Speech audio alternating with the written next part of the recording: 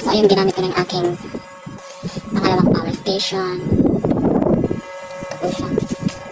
100%. Ginamit ko sa aking stand fan. Kanina nag-unbox ako ng portable power station. With charger na po siya. Wala siyang solar kasi una na akong bumili nito na may solar. Portable power station. So, pangalawang order ko. So, ayun, magkamukha na. Ito siya. Parehas na. 100%. Charger ko.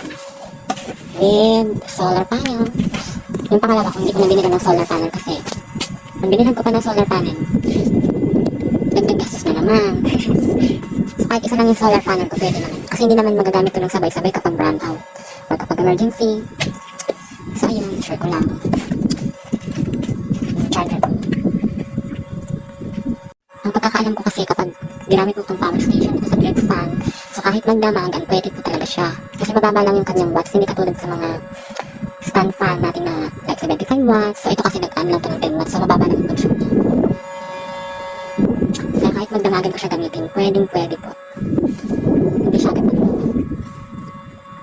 So, ayun, tapos ko na gamitin sa stand fan ko yung aking portable power station. Ginamit ko po siya ng 10 hours. Inurasan ko po yung 10 hours na yun. Ngayon, ginagamit ko po siya sa TV. May tira pa po siyang 60%. Tapos ko gamitin itong stand fan.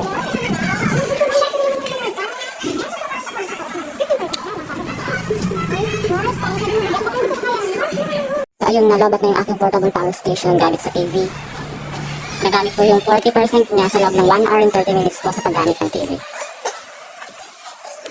Pero kung electric fan lang pala, kahit mga 20 hours, kaya talaga. Pero sa TV, mga ilang oras lang siya lobat na.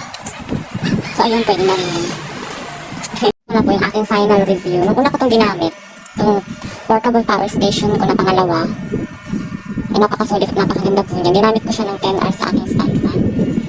Yung kinaumagahan, ginamit ko siya mga 30 minutes pa sa stand fan. And naisipan ko gamitin sa TV. Tumagal siya ng 1 hour and 30 minutes, pinalabat na talaga siya ng tuluyan. Pero sulit na sulit po siya, napakaganda. So, pangalawa ko na ito yan. Ito po yung pinakauna kong power station.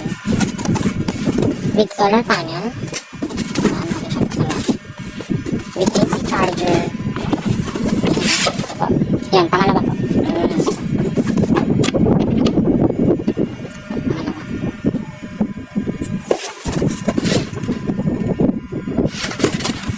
Charger niya. Sa ilalim, ito po yung stand ng kanyang solar panel. Kasi ito po yung sa may battery niya kung paano siya gamitin. Babasahin niyo lang yan. Sandali. Yan po. So, hindi ko na babasahin kasi syempre mahaba. Ayan, nakikita niyo naman. Sulit na sulit.